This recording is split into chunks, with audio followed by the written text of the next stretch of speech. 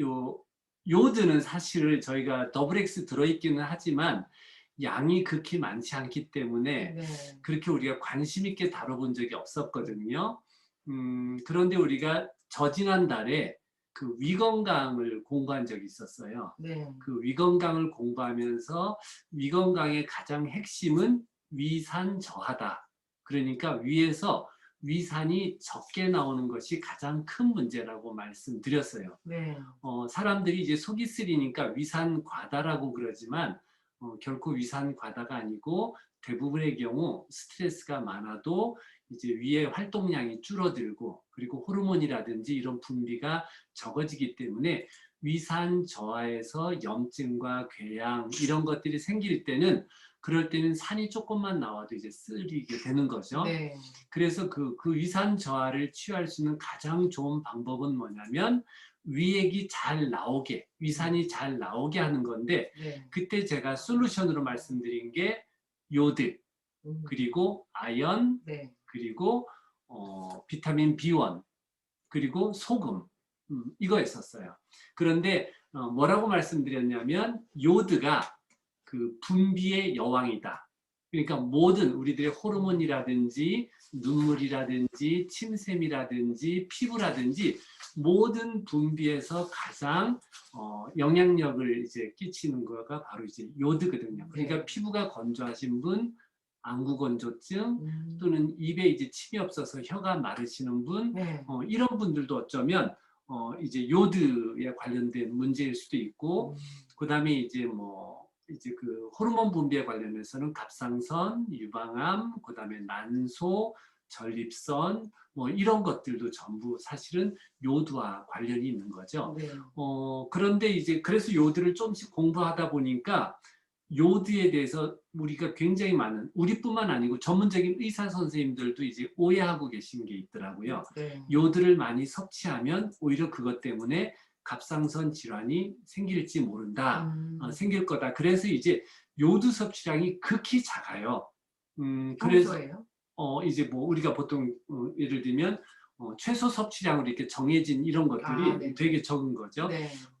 그래서 이제 그걸 이렇게 알아보니까 실제 우리가 필요로 하는 양과 권장 섭취량 이 차이가 너무 나고 그래서 음. 오늘은 네. 제가 마지막에는 우리 뉴트라이트를 먹는데 그럼 뉴트라이트에서 이제 뭐랄까 권장량하고 그다음에 이제 정말 그 상한 최대 섭취량 이런 것들의 그 차이는 어떻게 이제 설명할 수 있는지 네. 그런 것까지 한번 같이 설명을 드려보도록 하겠습니다. 네. 음, 벌써 기대가 되는데요. 음, 진짜 오해가 많이 있었던 것 같아요. 음, 오요들을 먹으면 안 된다. 뭐 음. 이런 얘기를 더 많이 들었었던 것 같거든요.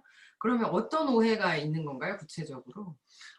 예를 들면 그러니까 그 전문 용어로 이제 그 요드 포비아, 포비아가 이제 그 뭘 공포증 그러는 거죠. 요드 네네. 포비아라고 그러는데 이제 보통 요드 이제 그 뭐 권장량이 얼마냐면 섭취 권장량이 150 마이크로그램이에요. 150 음. 마이크로그램이면 되게 작은 것 그쵸. 같은데요. 네. 그러면 0.15 밀리그램이거든요. 음. 0.15 밀리그램. 더블 X에 혹시 얼마나 들었는지 알고 계시는 분 있으세요? 3초 안에 커피 쏜다.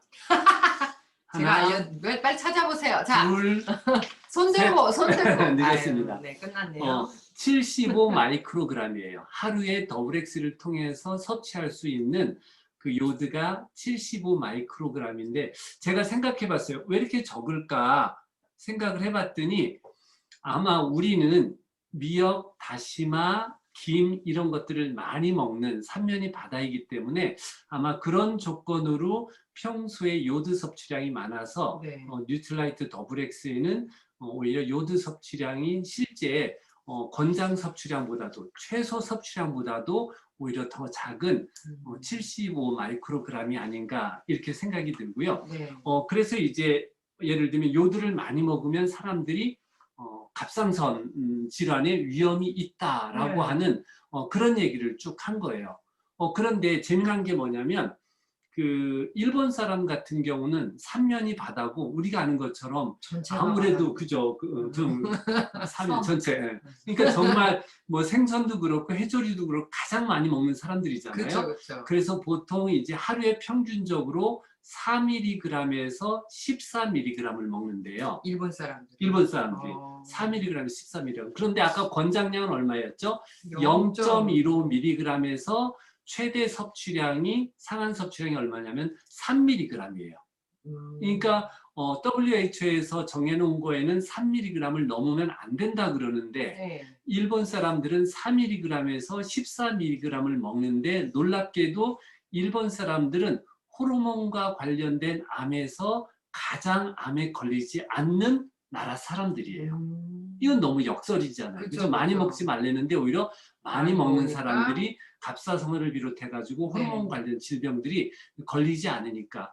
반대로 적게 먹는 미국 사람들은 오히려 10배 이상 갑상선암이라든지 다른 질환에 일본에 비해서 10배 이상 노출돼 있거든요. 네.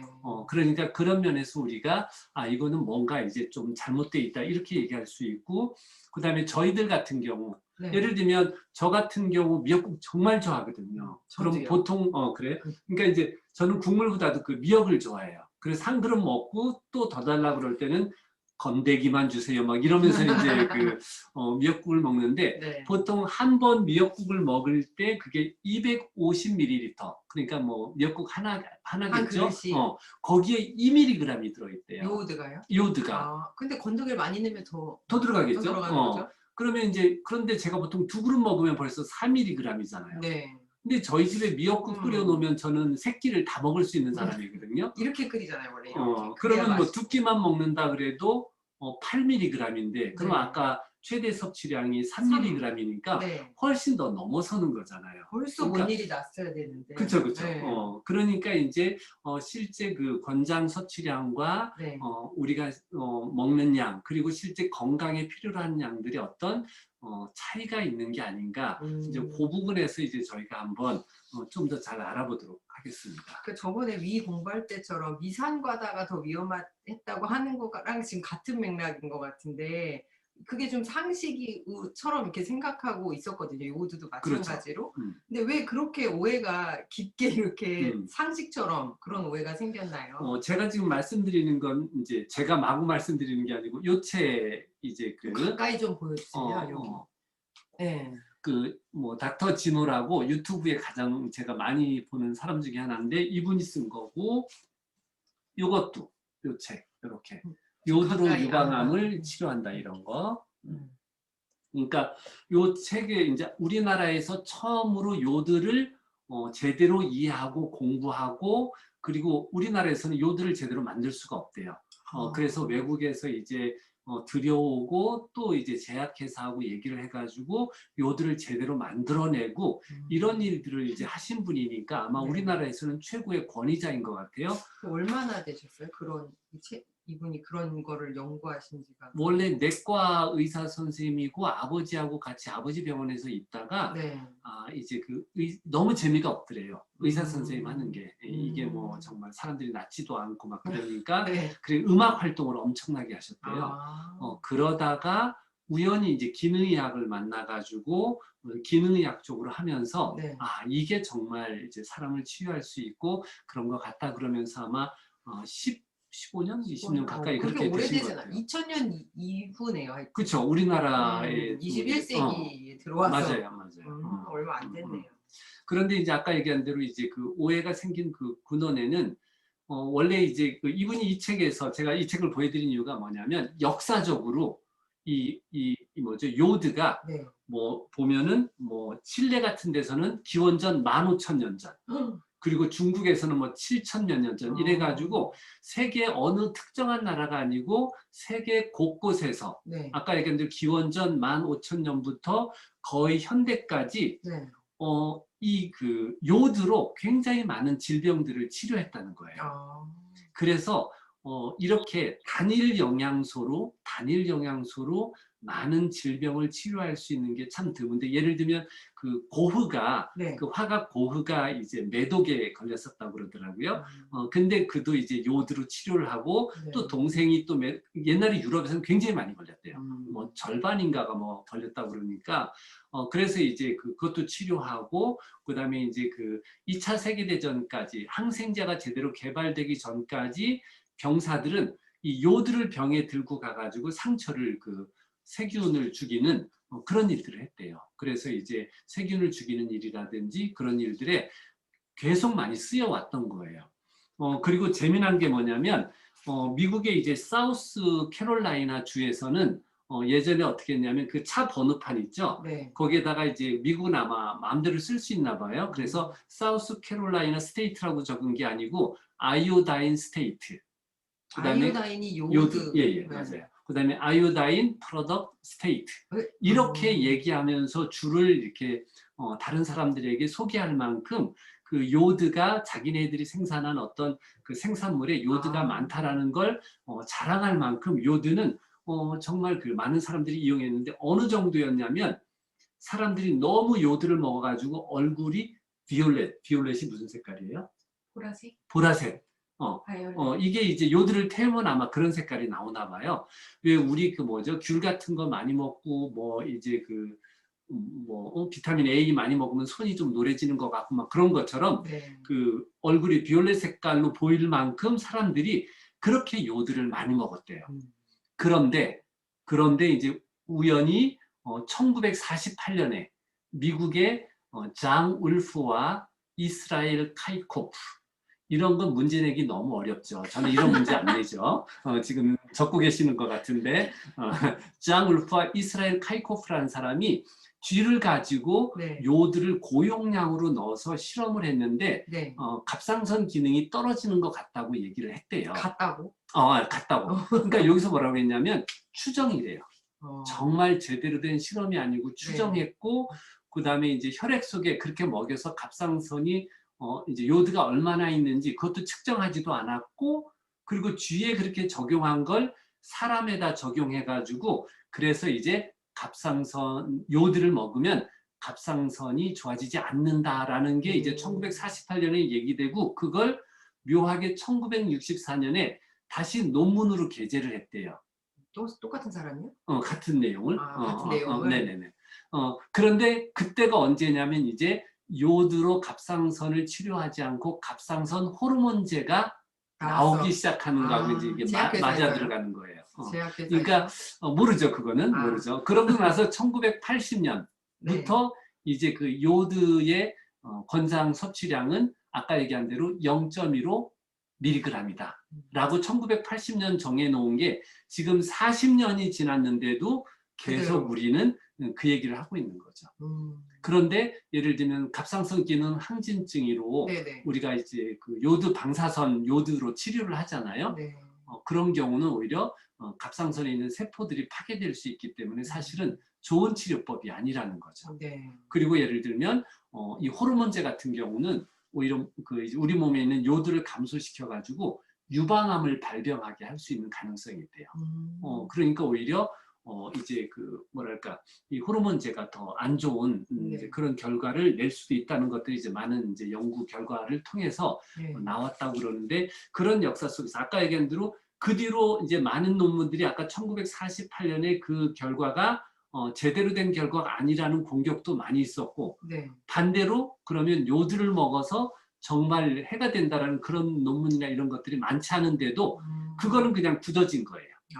그리고 아까 150 마이크로그램이라는 것도 1980년도부터 부러졌고 네. 그리고 이제 사람들 머릿속에는 예전에 뭐 콜레스테롤 저하제를 먹어야 된다라고 얘기하면서 이제 리피토가 그렇게 많이 팔렸던 것처럼 네네. 이젠 묻지 않고 사람들은 이제 갑상선 질환 그러면 갑상선 호르몬제를 먹고 요드는 섭취하지 말아야 된다라는 이런 투로 이제 공식이 딱 정해져서 지금까지 온 거죠. 완전 반대로 굳어진 거네요. 어떻게 그럴 수도 있죠. 그렇다고 생각할 수도 있겠네요. 그러면 그 150 마이크로그램하고 그 아까 일본 사람들은 14mg 이렇게 한다고 하는데 그 차이가 왜 이렇게 생겼을까요? 그러니까 이제 이게 우리 몸에서 이제 예전에는 그 요드가 이제 그 TSH라는 게 있거든요. TSH요. TSH 그 T가 이게 뭐지? 뭐 이게 영어 발음이 여기요. 티로이드, 타이로이드. 이제 이게 그 갑상선이란 말이거든요. 갑상선 자극 호르몬이 뇌하수체에서 이렇게 나와요. 근데 왜 갑상선 호르몬이라고 명명했냐면 사실은 그건 요드를 자극하는 이제 그 호르몬인데, 네. 호르몬인데 갑상선에만 요드가 있다고 생각을 한 거예요. 그래서 그 갑상선에 필요한 요드가 네. 많지 않다 그러는데 그 뒤로 이제 죽은 사람들의 시체를 부검해가지고 네. 이렇게 보니까 요드가 갑상선만 있는 것이 아니고 우리 몸 전신에 있다는 것을 알게 된 거예요. 그거 제가 한번 이제 슬라이드 잠깐 이거 쉬어가지고 한번 제가 그래도 눈으로 보여드리는 게 좋을 것 같아서 네. 한번 구체적으로 보도록 하죠. 자, 여기 보면 요드는 체내 어디로 가는가 부검해가지고 나온 결과예요. 그랬더니 실제 갑상선에 축적되는 거는 50mg밖에 안 된대요. 그래서 전체가 1500mg 중에 갑상선은 3%밖에 안 되고 네. 지방과 근육의 70%가 있고 피부에도 많죠. 20%. 네. 그리고 최대 1500mg까지 축적 가능하다. 그러니까 사실은 갑상선에는 50mg밖에 없고 우리 인체 전체의 3%밖에 되지 않는데 네. 그걸 그냥 전부라고 생각하고 그러니까 거기에 필요한 요드 그거는 아까 얘기한 대로 0.15mg밖에 필요하지 않다라는 그런 수치가 나온 거죠. 네. 어떠세요? 분명히 이건 이제 문제가 있죠. 사실 네. 아까 얘기한 것처럼 근육, 지방 그리고 이제 우리 몸에서 갑상선에 쓰이기도 하지만 그다음에 유방, 그다음에 자궁, 난소, 그다음에 전립선 뭐 이런데 아까 그리고 그다음에 이제 혀, 눈 모든 것들이 다 쓰인다고 그랬잖아요. 네. 근데 우리가 잘 생각해 보시면 비타민 D가 예전에는 뼈 건강에만 필요하고 네. 심장과 소장에서 이제 뭐 재흡수해가지고 칼슘을 재흡수하게 한다 이렇게만 알았거든요. 네, 그렇죠. 그런데 2010년 이후에 이 비타민 D가 전신에 수용체가 있다. 그러니까 전신에서 비타민 D를 쓰려고 그런다. 특히 이제 전립선과 유방에 많으니까 그게 이제 암을 예방하는데 비타민 D가 정말 필요하다. 이런 얘기를 우리가 했고 뇌도 필요하고 치매라든지 그러니까 전부 다 필요한 걸 알게 된 것은 2010년 이후예요. 그러니까 그전에는 비타민 D는 뼈 건강이라고 알고 있었던 거죠. 근데 요 갑상선에 있는 요드도 마찬가지예요. 그전에는 그냥 갑상선에만 필요한 건가 보다. 그래서 뇌하수체에서 나오는 호르몬도 갑상선 자극 호르몬이라고 그런 거죠. 네. 사실은 고기 말고 온몸 전체에서 요드를 필요로 하는 거니까 요드 자극 호르몬이라고 네. 명명을 해야 되는데 그리고 몸 전체에서 1500mg이 필요한데 아까 50mg, 3%만 가지고 얘기를 하는 거니까 이게 처음부터 이제 그 양의 차이가 있었던 거죠. 네. 그래서 이제 특히 이제 요드의 역할 중에 가장 큰 거는 분비예요, 분비. 아까 얘기한 대로 이제 호르몬을 잘 분비하는 거. 그러니까 요드가 결핍되면 네. 내분비샘이 있는 그러니까 갑상선이라든지 아까 얘기한 대로 성호르몬이 분비되는 자궁이나 난소나 뭐 하여튼 전립선이나 남성들 고환이나 이런 것들이 이제 문제가 되는 거죠. 분비. 그다음 아까 네. 얘기한 대로 우리가 처음에 위로 시작했죠. 네. 이제 위액이 분비되는 위산이 분비되는 거 그리고 혀가 마른 사람, 침샘, 그리고 안구건조증이 심한 사람들, 그리고 피부 이런 것들이 전부 분비에 관련된 게 하나라면 네. 두 번째는 뭐냐면 해독이에요. 해독. 해도. 이제 요건 다음에 뒤에서 더 감동스럽게 들은 어린이가 있나 봐요. 이제 고맙습니다. 해독은 뭐냐면 이제 나중에 말씀드리겠지만 우리 몸에 중금속이라든지 이제 환경 호르몬이 들어오면 그걸 이제 요드가 우리 이제 다른 뭐 셀레늄이라든지 우리 비타민 미네랄 이런 것처럼 몸 밖으로 배출시켜야 되는데 네. 그 요드가 적으면 그게 이제 갑상선이라든지 아니면 우리 인체에 에스트로겐 호르몬이 머무는 그곳에 이제 이제 뭐랄까 독성들이 쌓이는 거죠. 그래서 요드가 너무 결핍되면 네. 그런 것들 때문에 질환들이 바로 아까 그런 곳에서 생기기 때문에 네. 요드는 우리의 셀레늄이라든지 여러 가지 비타민, 미네랄, 그다음에 이제 단백질 이런 것처럼 우리 몸에서 이제 독소를 제거하는 그 역할을 하기 때문에 해독에 큰 역할을 하고, 세 번째는 아까 우리가 살균에 또 어떤 역할을 한다라고 얘기했죠. 살균이요? 네네. 온 몸을 살균한다는 거예요. 몸 속에 우리 뭔가를 이렇게. 몸에다 바르는 거 그 뭐라 그러죠? 포비돈. 그것도 역시 거기에 이제 그러네. 그 요드에 조금 다른 성분들이 이렇게 들어가는 거니까 그런 네. 의미에서 이제 요드가 살균에 쓰이는 거죠. 그러면 많은 이제 일을 하는 많은 일을 하는 거죠. 분비도 하고 해독도 해주면서 살균까지 하고. 그리고 요거는- 이제 비타민 D가 우리 온몸에 수용체가 있어서 네. 온몸에 쓰이니까 정말 비타민 D가 이건 비타민이 아니고 호르몬이라고 얘기할 만큼 중요해진 것처럼, 네. 어떻게 보면 요드도 갑상선에 국한된 게 아니고 갑상선은 3%밖에 안 되고 아까 얘기한 대로 전체 이제 97%에 해당하는 그런 것들이 온몸 전체 요드가 쓰이니까 네. 사실 기능들이 아까 우리가 세 가지로 구분했지만 네. 굉장히 많은 기능을 가지고 있는 거죠. 그러네요. 여태 왜 이게 조명이 안 됐을까요? 한 박사님 덕분에 우리가 또 이렇게 요오드를 또 다시 보게 됐네요. 제 덕분이 아니고 정말 그 유튜브에 너무 많은 자료들이 있고, 네. 그다음에 이런 책을 이제 읽으니까 혹시 나중에 이제 뭐 아까 얘기한 여러 가지 질환들하고 혹시 요드와 연결되는 것 같다 그러면 네. 정말 유튜브 자료를 이제 좀 찾아보시고 요 책, 특히 요 슈퍼미네랄 아이오다인하고 그다음에 이제 유방암과 관련된 책 2권 요거 네. 아마 아주 쉽게 쓰였어요. 이렇게 구술하듯이 읽듯이 쓰였기 때문에 오래 안 걸리니까 주변에 그런 분이 있으면 이런 책을 추천해가지고 물론 이제 병원에서 의사 선생님하고 상담하고 하지만 나름대로 또 이제 어떤 다른 이제 그 치유법 이런 것들도 한번 어떤 케이스가 있는지 알아보는 건 되게 중요한 것 같아요. 박사님 말씀 들으니까 굉장히 막 요오드를 막 퍼먹고 싶은 생각이 드는데 어느 정도 섭취하는 게 좋을까요? 이제 그 말씀드린 것처럼 이제 권장 섭취량은 네. 아까 얘기한 대로 0.15mg이라고 얘기했죠. 네. 적었죠. 근데 보통 이제 우리가 적정량 섭취한다 그러면 이제 얘기한 게 얼마냐면 12에서 50mg이에요. 12에서 50mg. 굉장히 양이 많죠. 네.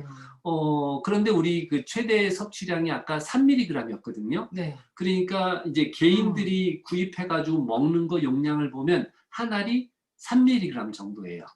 그게 이제 임산부들이 먹어도 괜찮은 이제 정말 안전한 양이라고 생각한 거죠.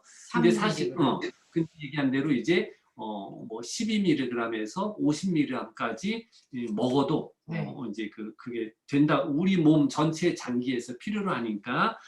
그런데 이제 특히 독성이라든지 이런 것들이 내 몸에서 배출되게 하기 위해서는 네. 보통 12.5에서 25mg 정도를 이제 먹는다고 그래요. 그런데 이제 아까 얘기한 대로 우리 같은 경우 이제 뭐 미역이라든지 다시마라든지 김이라든지 이런 걸 통해서 또 한편으로 제가 그래서 요즘 김도 우리 김 이제 나중에 말씀드리겠지만 더 열심히 먹고 식당에서 먹을 때 또 미역국 먹고 이제 그러고 저는 저한테 몸에 실험하려고 지금 이제 이 요드를 그러니까 12mg에서 6mg 제가 지금 먹고 있어요. 그리고 제가 이제 갑상선 결절이 있기 때문에 네. 이제 어떤 결과가 나올지 이제 궁금하기도 하고 이제 제 몸을 또 한번 이렇게 실험을 이렇게 해보는 거죠. 그죠? 네. 공부를 했으니까. 그런데 재미난 얘기를 제가 하나 보여드릴 테니까 한번 우리 그 PPT 자료 한번 더 볼까요? 자, 아까 얘기한 대로 온몸 전신에 이제 퍼져 있다는 말씀 드렸고, 네. 그 다음에 이제 이렇게 그렇게 보면 되는데. 여기 보면 이게 부정맥 약이에요. 그 아미오다론이라는 부정맥 약인데 요 놀랍게 제가 빨간 상자로 표시해 놨잖아요. 네. 저 약에는 하루에 300mg인데 그 중에 요드가 112.5mg이 포함되어 있대요. 저 약이에요? 약에. 그러면 아까 우리가 하루에 최대 섭취량 3mg으로 해놓고 요드를 3mg 이상 못 먹게 했는데 네. 제약회사에서 만드는 약에는 요드가 얼마가 들어간 거예요? 112.5mg이 들어가 있는 거예요. 그러니까 이제 뭐 보조식품이라든지 뭐 이런 데서는 아까 우리가 얘기한 대로 이제 권장 섭취량을 적용해가지고 네. 실제 그렇게 못 만드는 거죠. 예를 들면 네. 최대 섭취량이 3mg이면 그러니까. 이제 그 병원에서 쓰는 거는 그 이상을 만들 수 있지만 네. 개인들이 이제 그 처방을 받고 사는 뭐 이런 것들 사는 것들에서는 저걸 이제 못 넘게 돼 있어요. 근데 아. 지금 112.5mg을 먹어도 괜찮아요. 괜찮으니까 저걸 약으로 만들 거 아니에요. 그러네요. 그죠? 그러니까 이게 이제 여기 보면 더블 스탠더드라고 얘기하는 두 가지 잣대, 두 가지 기준을 가지고 어쩌면 이렇게 얘기한다. 어쩌면 속으로 이제 제약회사도 저게 해롭지 않다는 걸 다 아는지도 아이고. 모르죠. 그런데 이제 약이 팔리는 동안만큼은 그냥 사람들이 그렇게 믿게 이렇게 이제 내버려 두는 뭐 네. 그런 게 있는 것 같기도 하고 아니면 이제 의사 선생님들이 뭐 이제 뭐라고 얘기하냐면 실제 배울 때 또 그렇게 써 있대요. 아. 그러니까 자기가 스스로 찾아가지고 따로 공부하지 않는 한은 네. 아까 얘기한 대로 뭐 0.125 뭐 음. 이런 수치 이런 데서 벗어날 수가 없는 거죠. 그래서 그러네요. 이제 우리가 양으로는 그런 정도니까 제가 생각하기에는 혹시 뭐 갑상선이라든지 뭐 난소, 자궁, 뭐 이제 근종 뭐 이런 것들이 많이 염려되시는 분들은 물론 우리 셀레늄이라든지 뭐 오메가3라든지 여러 가지도 참 좋지만 평소 식습관에 미역, 김, 다시마 이런 것들을 이제 즐겨 드시면 아마 그런 것들도 이제 요드 섭취에 이제 가장 좋은 방식 중에 하나가 아닐까 그런 생각이 들어요. 네. 제가 요새 다시마, 생다시마, 좋죠. 쌈다시마 이거를 제가 설탕은 안 좋은 거지만 설탕 식초를 끓여갖고 딱 부어서 그거를 절임으로 엄청 먹거든요. 근데 되게 맛있으면서 오늘 이 얘기를 들으니까 정말 우리 가족 요오드는 걱정 안 해도 될 만큼 더블 X를 또 먹고 있고 그런 반찬을 또 추가로 섭취하니까 스스로 좀 자랑스러운 그런 마음이 들었네요. 근데 요오드가 내분비 암하고 되게 관련이 깊은 것 같거든요. 네. 계속 이런 얘기가 같이 나오잖아요. 네. 그거 좀 자세하게 좀 설명 좀 해주세요. 그러니까 뭐 암 자체에 대해서는 제가 이제 뭐 심하게 얘기를 할 수 있는 저기는 아닌데 네.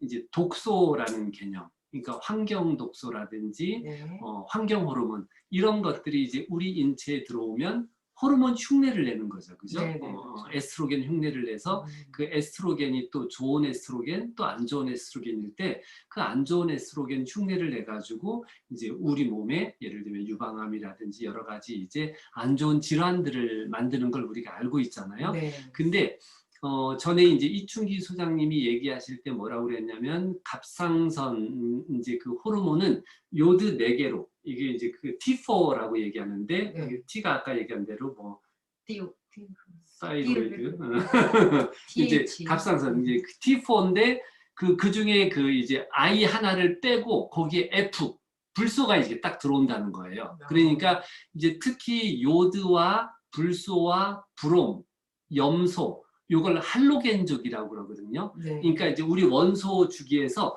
같은 족에 있는 거예요. 같은 족에 있다는 건 형제 관계에 있는데 네. 그러면서 이게 기랑 관계에 있는 거죠. 기랑 관계. 그런데 예를 들면 불소 같은 경우 이제 그 우리 몸에 섭취하면 아까 얘기한 대로 갑상선 이제 그 세포에서 요드가 4개로 이루어지는데 호르몬이 요드 네. 4개로 이루어지는데 그거 하나를 빼고 불소가 들어가니까 이제 갑상선 기능이 떨어지는 거죠. 저하되는 거죠. 그리고 요드가 이제 우리 몸에 들어오면 네. 단백질을 변형시킨대요.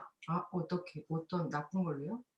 당연히 변형 이제 우리 몸에 그 정상적이지 단백질 않은 걸로. 그렇지 당연하죠. 그러니까 변형 사실 그게 뭐 굉장히 많은 질병들이 바로 이제 단백질의 어떤 변형에서 이루어지는데 그쵸. 그러면은 우리 몸의 항체가 이제 그 백혈구가 단백질이 변형됐으니까 이물질이라고 생각하고 이제 공격을 하는 거예요. 네. 거기서 일어나는 게 바로 자가 면역 질환인 거죠. 그러니까 많은 자가 면역 질환이 사실은 우리 몸에 쌓이는 독소에 의해서 그런 것 중에 이제 대표적인 게 불소인데 이것도 재미난 자료를 아마 지난번에 그 우리 미팅 금요일 미팅에서 아마 보셨을 거예요. 제가 너무 그 뭐랄까 귀중한 자료 같아 가지고 제가 이제 그 얘가 꼭 잠깐만요. 요분이 그 이제 그 자가 면역 질환으로 뭐 이제 뭐죠? 루푸스병을 굉장히 어. 오래 앓았는데 몇 년을 앓았다고 그랬더라? 17년간. 음. 여기 보세요. 17년간 저렇게 많은 약들을 그 병 때문에 드셨다는 거예요. 네. 그때 그랬던 것 같은데, 자가면역 질환으로. 그런데 이분이 뉴트리라이트를 만나기 전에는 주 5일 근무 중에서 주 3, 4회를 대리운전했다. 어? 놀랍죠? 그러니까 그걸 엄청, 직접 하셨다고요? 응? 본인이 하셨다고요? 대리운전을? 아니, 대리운전을 시켜서 퇴근을 아, 했다고. 그러니까 아, 몸이 죄송합니다. 운전을 못할 만큼이었다는 얘기죠. 그러면 아, 출근해서 매일 아침 40분에서 1시간 정도 회의실 바닥에서 돗자리 깔고 열풍기 켜고 누워 있었고, 엊그저께 누구죠? 그 뉴욕의 그 김양희 리더도 뭐 집에 오면 그냥 바로 소파에서 쓰러졌다고 그랬는데, 17년간 먹은 병원약의 부작용 이래 백내장 초기 증세와 추후 황반 변석이 올 수 있다고 얘기했고, 그런데 너무 대수롭지 않게 쿨하게 얘기하셨대요. 의사 선생님께서는 제가 먹고 있는 약이 지구상에서 가장 안전한 약이라고 해놓고 황반 변석은 이 약의 어쩔 수 없는 부작용이다. 어. 가장 안전한 약인데 황반 변석은 피할 수 없다. 하여튼 이렇게 정말 몸이 엉망인, 이게 이제 아까 얘기한 대로 자가 면역 질환인데, 이분이 뉴트라이트를 만나서 맨 처음에 한 게 뭐냐면 담당 의사가 종합 비타민 더블 X를 먹어보라고 하면서 도움이 될 수 있다고 그랬는데, 여기 보면 맨 처음에 4월 28일부터 5월 11일까지 한 보름 동안 뉴트라이트로 디톡스를 한 거예요. 저는 이게 제가 이제 뭐 사실 우리는 어떻게 보면 요드에 대해서 관심을 안 가져도 됐던 게, 우리 어떤 그 디톡스 방식이 있잖아요. 그죠? 그래서 디톡스를 하고 그 다음부터는 뉴트라이트 영양제 메가유법을 먹었는데, 그러고 나서 얼마 안 됐잖아요.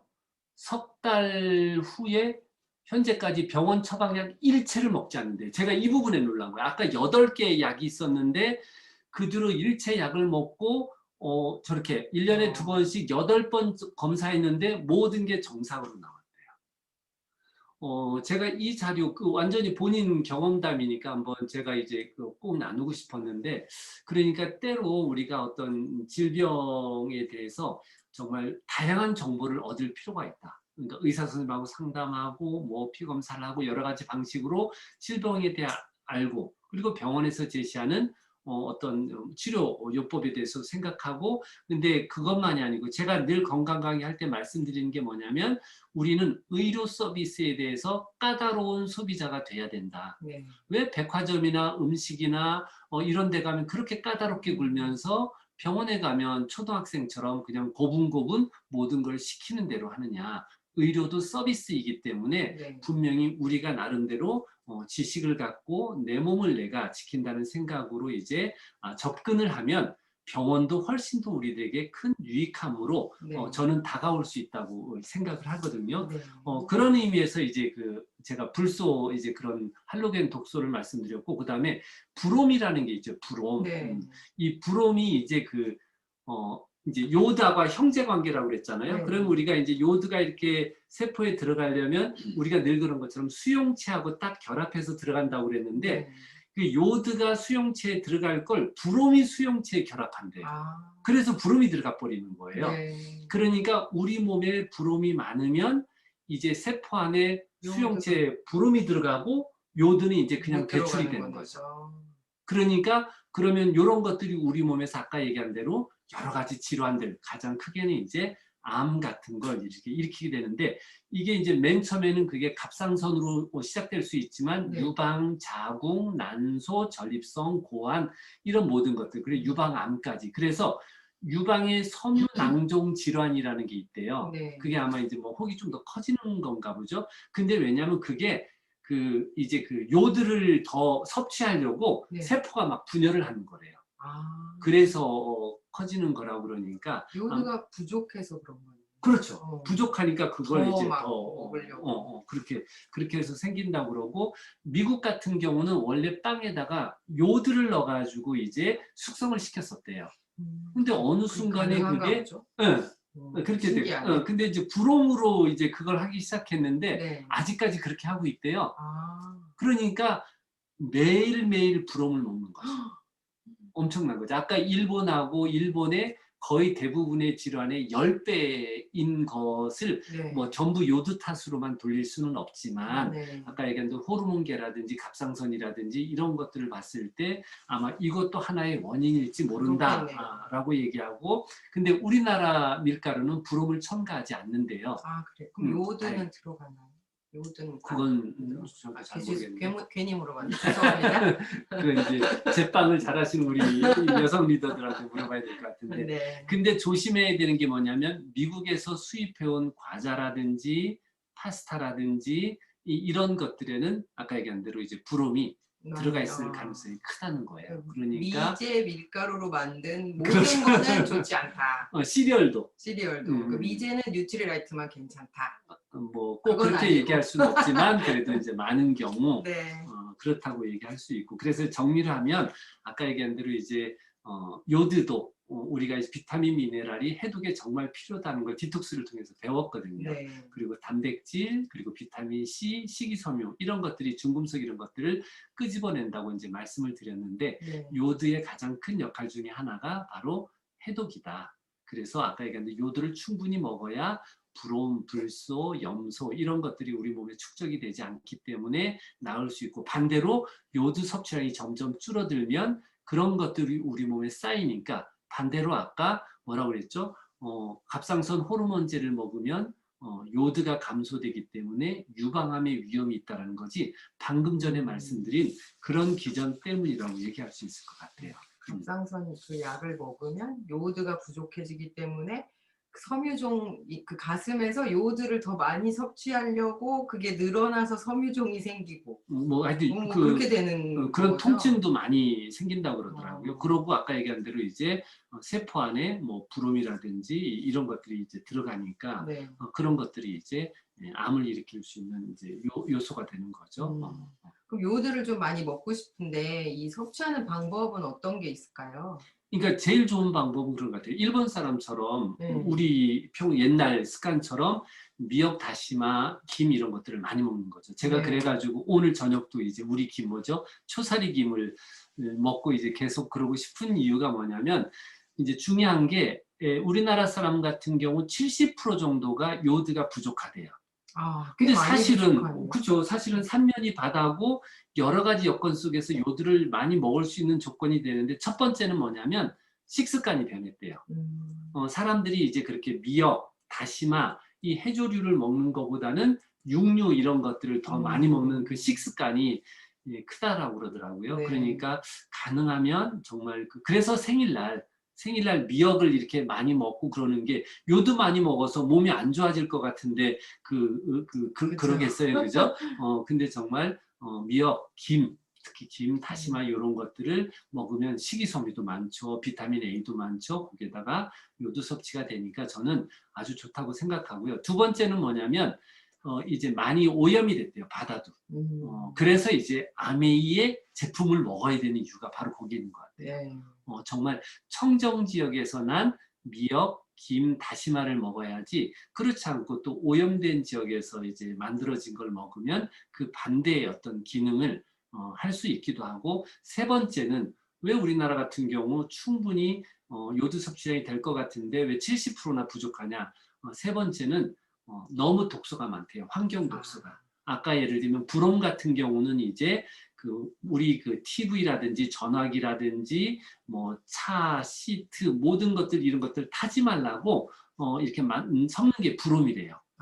그러니까 완전히 우리는 거기에 엄청나게 노출이 되어 있는 거죠. 그러니까 그런 독소에 대한 노출이 끊임없이 이제 어떻게 보면 요드를 더 배출시켜버리고, 그러니까 그런 이유 때문에 요드 부족 이런 현상이 나온다고 얘기하고요. 네. 그 다음에 하나 더 이제 첨가로 말씀드리면 20세기 초에, 그러니까 이제 사람들이 아까 뭐 요드 먹어서 얼굴이 비올렛이 될 만큼 요드를 막 먹었다고 그랬잖아요. 네. 그러니까 갑자기 의사 선생님들이 뭐라고 했냐면 준규제 물질로 요드를 정했대요. 그러니까 예를 들면 그걸 먹어서 어디가 사고가 나고 그런 게 아니고, 사람들이 너무 막 먹어대니까 너무 먹어대서 이제 병이 안 났는지도 모르죠. 그러니까 하여튼 준규제 물질로 규정하고, 그다음에 뭐라고 표현되냐면 전혀 과학적이지 않은 연간 필수 섭취 용량이라는 걸 만들었대요. 1917년에. 네. 그러니까 요만큼 이상 먹으면 안 된다라고 의사 선생님들이 그냥 별 근거도 없이 정한 거예요. 그런데 나중에 과학적인 연구를 통해서 보니까 그건 연간 섭취량이 아니고 2주 섭취량이래요. 2주 필요량. 2주 필요량. 1년이 몇 주인데. 그러니까 이제 그 요드를 생각보다 훨씬 더 평소에 많이 먹어야 되는데 네. 이제 오히려 그 반대로 이제 그 제약회사라든지 의료에서는 이제 그런 걸 했고, 그 덕분에 여기 뭐라고 되어 있냐면 의료 당국은 그 연구를 무시했고 이 시기에 제약회사는 최고의 호황을 누렸다라고 이제 이렇게 되어 있어요. 그러니까 우리가 뭐 이제 함부로 얘기하기 쉽지는 않지만 끊임없이 이제 우리들의 어떤 식습관과 이런 모든 것들, 건강기능식품이라든지 이런 것들의 이제 어떤 부분에서는 그런 어떤 이제 그 뭐랄까 제약회사와 화학회사의 어떤 그런 그 커다란 권력이 이제 작용할 수도 있겠다는 그런 생각이 들더라고요. 네. 지금 말씀 듣다가 생각났는데요. 음. 애들 어릴 때 반찬 없고 줄 거 없을 때 밥에다가 김 조금씩 이렇게 묻혀서 애들이 집어먹게 했거든요. 그게 약간 이 마음의 짐이었어요. 어릴 때 너무 그렇게 먹였나. 근데 지금 말씀 들어보니까 요오드 섭취를 위해서 아주 좋은 아주 잘하신 거죠.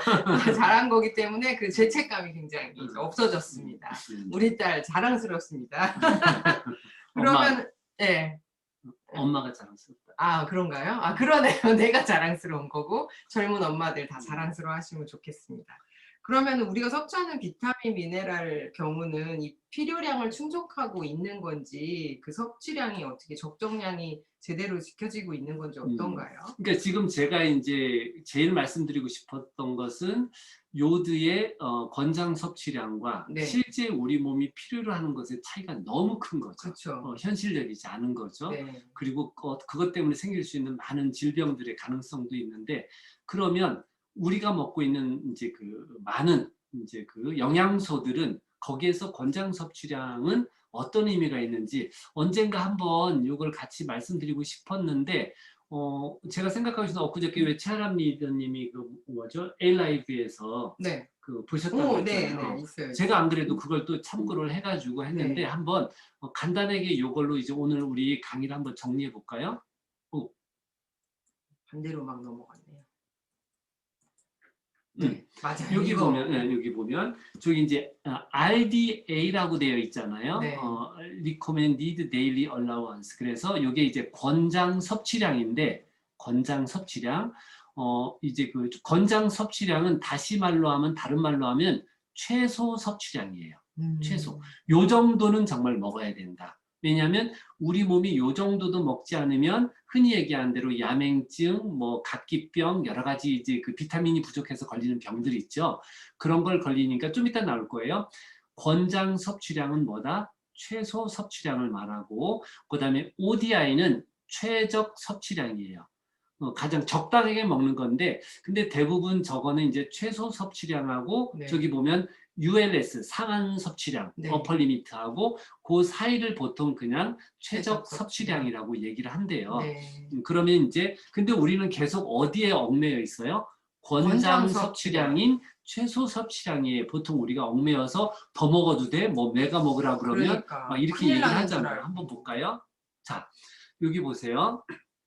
지금 비타민 A, D, E, K, C에서 권장 섭취량이 750, 10, 12, 75, 100이에요. 네. 그리고 그 옆에 제가 그 비타민 A 위에 써놓은 게 우리 뉴트라이트 더블 X에 있는 거예요. 권장 섭취량이 750 마이크로그램인데 비타민 A가 더블 X에는 700 마이크로그램이 되어 있고, 근데 네. 상한 섭취량이 얼마예요? 3000. 3000이에요. 그러니까 그 안에서는 나한테 부족하면 충분히 먹을 수 있다는 거죠. 그러면 더블 X가 700이니까 3000이 되려면 4배를 먹어도 4, 7, 28이니까 네. 사실은 비타민 A는 큰 무리가 없다는 거죠. 그 다음에 비타민 D 같은 경우 저게 10인데 저기다 40을 곱해야 IU가 나오거든요. 네. 400 IU에서 4000 IU예요. 그런데 더블 X에 들은 것도 400 IU밖에 안 되거든요. 저 10에다 40을 곱하니까. 네. 그 다음에 비타민 E 같은 경우도 권장 섭취량이 10인데 네. 그 뉴트라이트 제품에는 비타민 E가 다 많이 들어있는 게 왜냐면 상한 섭취량이 540이에요. 네. 그러니까 우리가 더블 X 22를 먹어도 그거보다 거의 20배 이상을 더 먹을 수 있는 먹어도 거네요. 된다는 얘기잖아요. 그러니까 오메가3에 들었고 뭐 예를 들면 가리, 갈리도 들었고 또 셀레늄.